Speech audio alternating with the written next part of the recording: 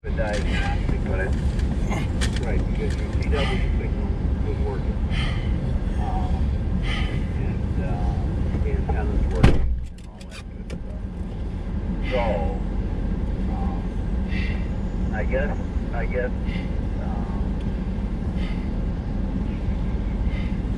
what a guy might try to do is test between your link device getting it from my and the rig by putting just some known. You're doing that already. You know you're getting the audio out of the computer into the device.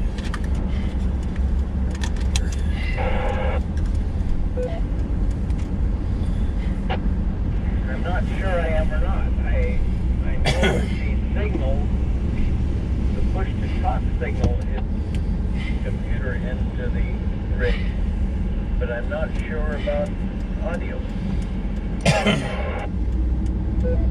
So how are you hooking your the audio? Is it you get pizzas? how's the audio coming out of the computer? Are you plugging into the speaker jack? It's coming out of the USB port in the computer and going to the signal link, and then out of the signal link into the accessory port on the back of the rig.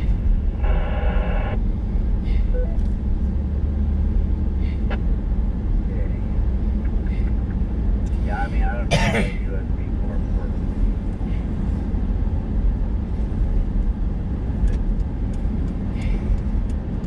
Is some sort of digitized audio coming out of there? It's audio.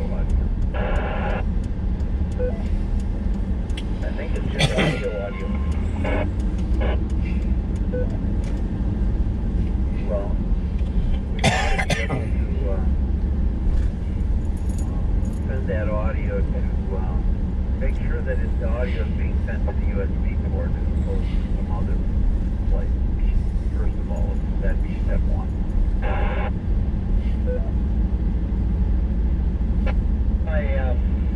My audio connection and the USB codec driver, and that part of it seems to be right. Now I've just disconnected one of the USB and I've plugged it into a different USB port, and I'm getting a USB audio device connected, so I'm going to give it a try now. Okay, that's good. Then the next question is, is your super duper audio box doing what it's supposed to do?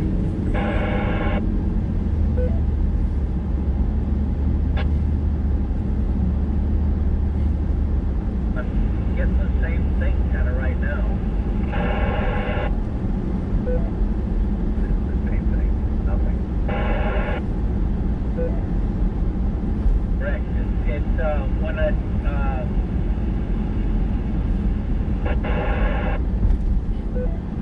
an error sound input.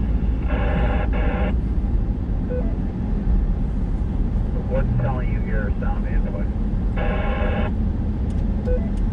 Well, I know it's a WSJT error. It says error in sound input, an error in opening the audio input device.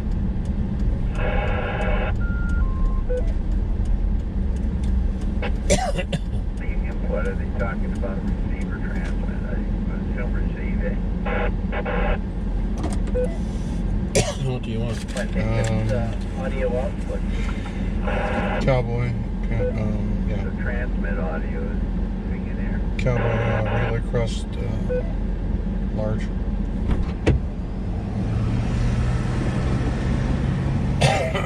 Here's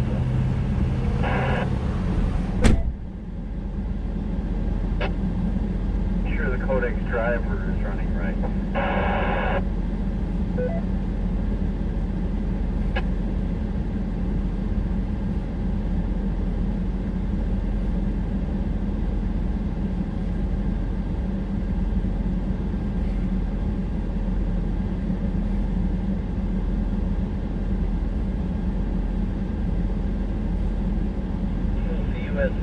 back to the original one.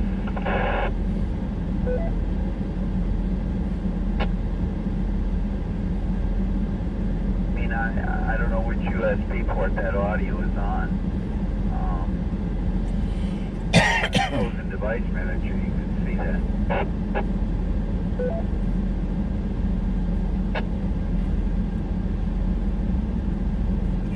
Ew, cops, yikes.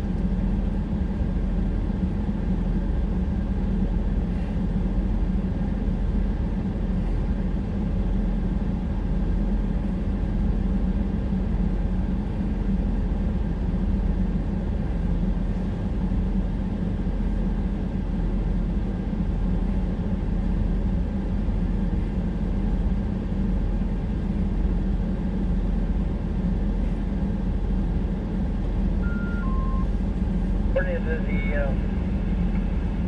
according to the control panel, it's working right.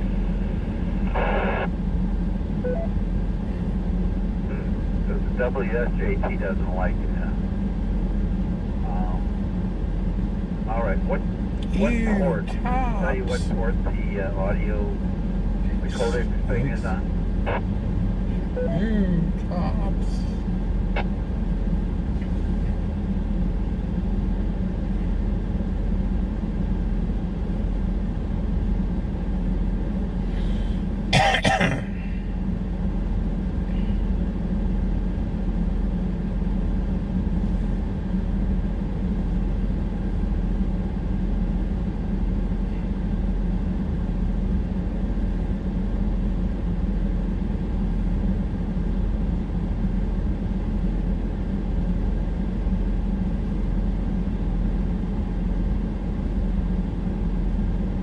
Sticking around here to find that. Okay. Well, I mean,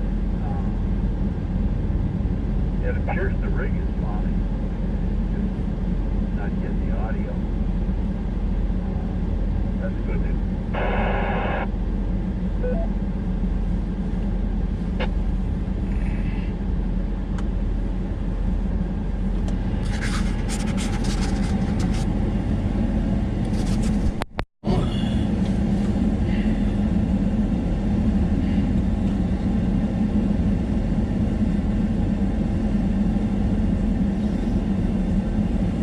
Apparently Bob got that remote car starter type thing that like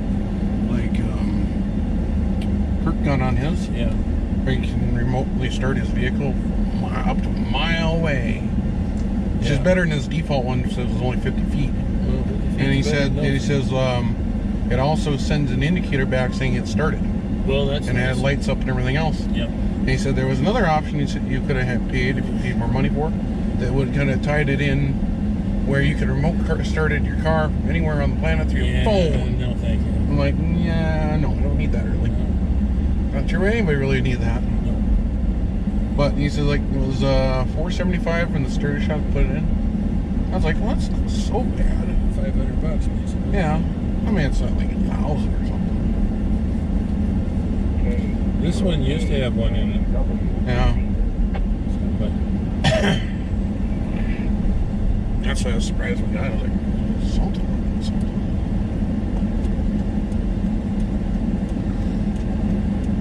Bob said it's a lot easier to have to put it in now versus February? Yeah. Yeah, when everybody's freezing. Mhm.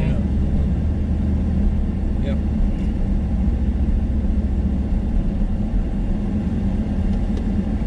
Well, he said even the guy at Serious Shop says we can get yours in and done in about 2 days. And he said, but if you would have come to us in the wintertime, 2 weeks minimum. Or months. Yeah, It's backed up that far and it's harder to at work least. on. Yeah. Well, they got to get everything in and warmed up first. That takes time Yeah. just to warm it up so it's going to work. Mm-hmm.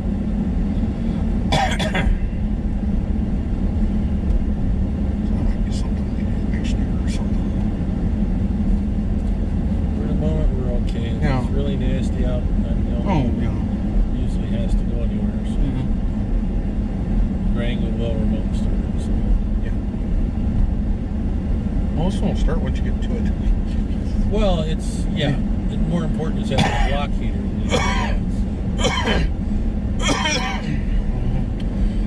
Man, we haven't really tested this thing too much in the snow. It has very good capability. It'll be very difficult. Let me rephrase it. You can get it stuck, but you're going to have to work at it. Oh, one of the guys I watch on YouTube, some guy got him a new truck. Yeah. To replace the bus that he drove into the guy's pond that he has in his yard. Yeah. So, what do you think is the ultimate off-road vehicle that would just be looking crazy? Freightliner? No.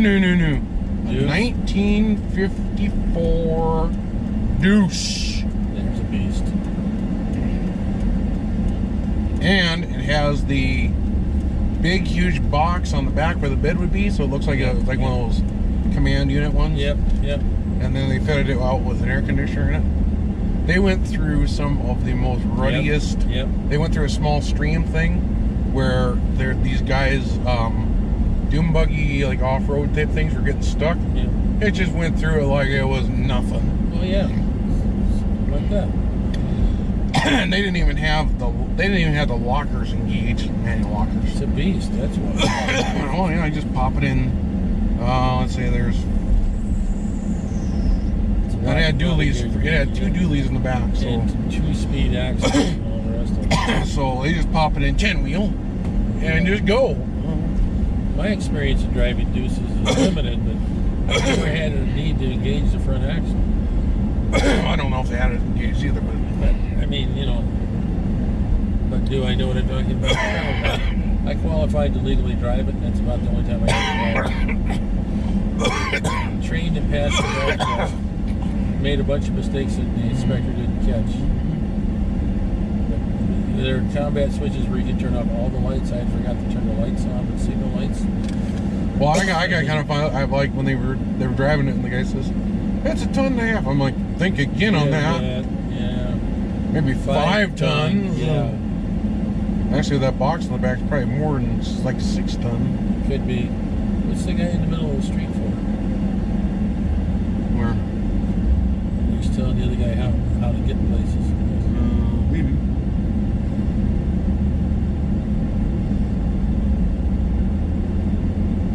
Kind of a cameo.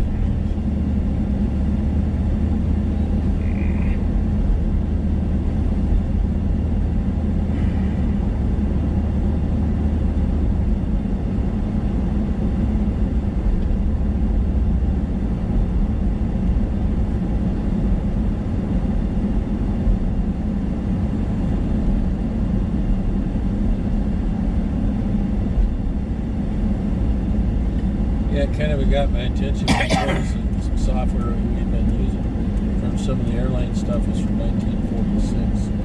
I said, well, no wonder it's hard to use. No wonder I hate it.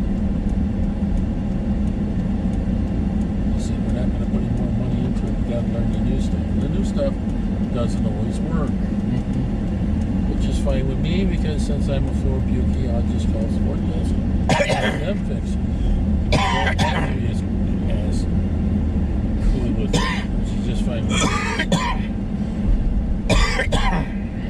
It used to be your command-driven stuff, so what you used in your main program. That's pretty much gone away. I can program air and all kinds of variations in air without going into the really crazy stuff, just by doing mouse clicks and stuff. Oh God, I'm not doing programming ever again. Forget it. I learned Visual Basic and C, and I mean, that was so long ago now I can't even. I looked at C++ stuff, and I was like, yeah, it's sort of similar, but it's not exactly. Yeah. I think I even played around with it a little bit, but I was just like, I did that like about 10 years ago. I played around with it, and I just didn't like it. Just didn't have that appeal to me anymore. That's probably the hardest part of the job. It's kind of like writing HTML code or doing website stuff. Yeah. You just lose it. I just don't care about doing it anymore. The patience level is just gone. You got to be letter perfect on everything. Well, yeah. Well, the HTML code definitely. Well, it's kind of like programming. Yeah. Just